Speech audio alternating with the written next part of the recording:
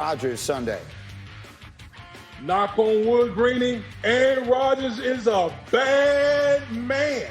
Listen, and I got to own up to it. I've been one of the main ones saying that Aaron Rodgers has been on a decline the past couple of years. The Green Bay Packers went out there and drafted his successor in the offseason, and all Aaron Rodgers did was show us vintage Aaron Rodgers. He did it from the pocket. He did it outside the pocket. He was pinpoint accurate. Everything that Aaron Rodgers had shown in the past, he showed again this Sunday. And I tell you what, if we see this consistently, Aaron Rodgers might find himself back in another Super Bowl at the end of this year. That is exactly right. Knock on wood if you're with me, and I am with you. And Dominique, I want you to, maybe someone is just crazy enough to say this, that the Packers drafting Aaron Rodgers, heir apparent, is actually the best thing that ever happened to him. That sometimes even a player like him needs a little reality check and a little fire underneath him, and that maybe it actually, he's talking during the offseason about going back and looking at 10-year-old tape. Maybe he doesn't do that if this doesn't happen. Maybe this winds up being one of the things that does rejuvenate Aaron Rodgers at this stage of his career. My original inclination when I hear something like that is to dismiss it, because that is to suggest that he wasn't doing the best he could in the past. And for some reason, drafting a young guy behind him is going to make him work harder. He didn't want it that much in the past. And that to me sounds foolish. But when you actually think about it, you can't manufacture emotion. There's no way that you can create scarcity where there is none. And sometimes the best players under those situations do play really well. But I would pump the brakes a little bit on D Wood over there knocking on wood for Aaron Rodgers, because the Vikings lost their 3 top corners, and no one said that Aaron Rodgers wasn't capable of having games like this. He had games like this last year. He had games like that in recent seasons. The problem with the guys that they get older, and the problem we saw with Aaron Rodgers, not that he can't reach those heights every now and then, it's whether he can do it consistently or not. I'm not willing to bet against him because of what we've seen recently, but let's calm down. He hasn't earned his way into the great knock on wood segment after just 1 week. Very quickly, why does Damien Woody have that look on his face? Wait a minute. Now, Nick, you're not going to jump on my segment and then try to take over my segment. This is knock on wood, damn it. No, you're not going to try to take over my segment. I'm just saying. I'm showing your segment the proper respect. I'm saying 1 week don't earn you the right into the long history of knock on wood segments. This is our first one. Me on my segment. I know that.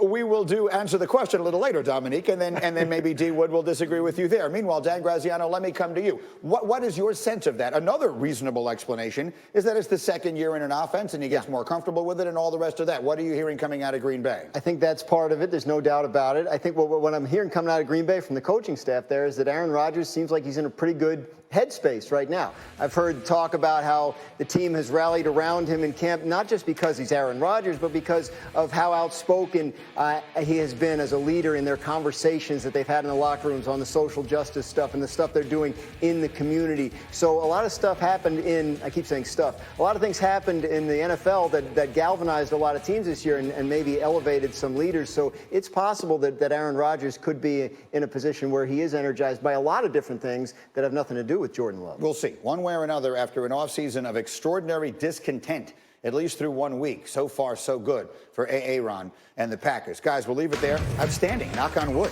Who's doing their narrow loss. But Vic Fangio's decision to forego using a timeout or 2 during Tennessee's last possession has drawn a lot of criticism. Wait until you hear his explanation yesterday. It is this morning's edition of I'm Sorry, What? I did miss calling a timeout after the second down play from the 29-yard line. When Henry got 13 yards down to our 16, I should have called timeout there. That was the one I missed. It was totally my fault there. I had too much thought into what I was going to call next on defense, and I missed it. All the coaches chip in on that, the offensive coaches, when we're on defense. It was just my miss on that one, nobody else's. Okay. So I like him acknowledging that he got it wrong. But, Dominique, we talked about this earlier this morning. When he says, I was too focused on what I was calling on defense and lost track of the game management, what thought goes through your mind? I mean, are you going to be a head coach or are you going to be a defensive coordinator? And if that's what you want, if you want to be a defensive coordinator, that's fine.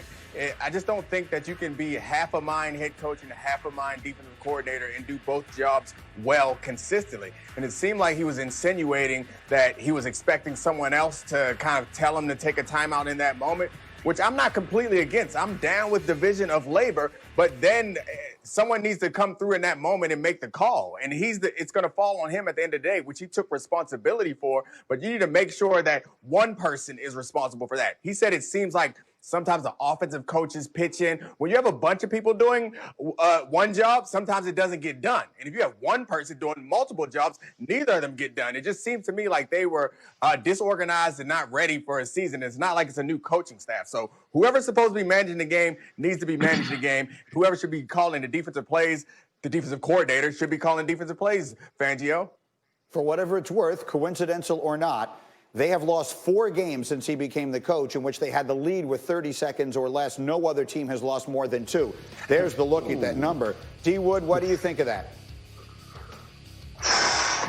Greeny, I mean, listen, time management is like one of the ultimate skills that you have to learn in the National Football League. And listen, he talked about Steven Gostkowski having a rough night. I get it. The kicker was off. But time is not your friend at that point in the game. You ask any player, the one thing you need to do, give me time. If they score, I need time to operate. And he let the clock just tick, tick, tick, tick, tick, all the way down. And the Tennessee Titans milk the clock all the way down. He's not a young coach. This man has been in the NFL since I was in elementary school. So you would think that he would know time management at this point.